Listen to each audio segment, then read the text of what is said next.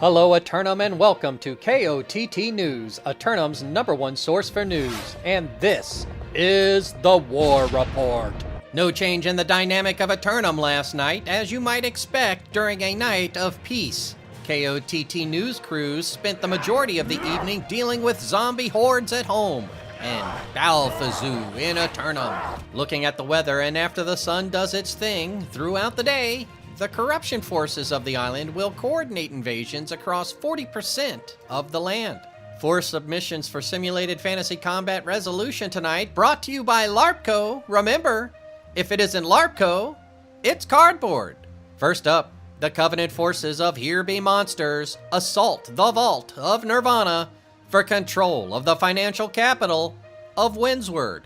Executing their right to rematch, Here Be Monsters return in full force, taking advantage of the same situation they were dealt earlier this week. The tables have turned, as this time it's the forces of Nirvana, whose forces are split between 2 fights. But will the outcome be different this time? Meanwhile, the syndicate forces of Cutlass Key's fan club assail the marauders of Nirvana for control of the master fishing port town of Reekwater. Cutlass Key's fan club take advantage of the opportunity presented, rushing the divided forces of Nirvana, but will their gambit pay off?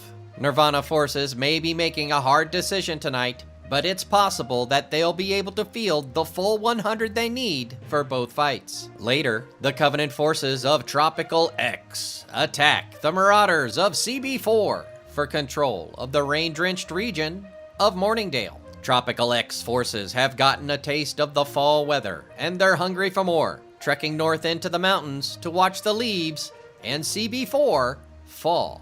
But Gusto and the boys aren't going out like that. Maintaining the integrity of their expanded empire will be their only focus tonight, as these 2 great houses clash.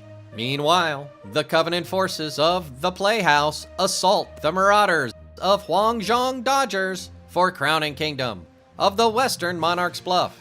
The theatrical performers of the Playhouse have noted the improved set pieces of Monarch's Bluff, but can they outperform the Dodgers and claim them? The Huangzhong Dodgers seem unexpectedly pleased by this affront, but then again, they happen to be in the market for a court jester. Be sure to tune in for complete coverage and reactions from the citizens tonight at 11. Until then, this has been War Correspondent JChalant, KOTT News.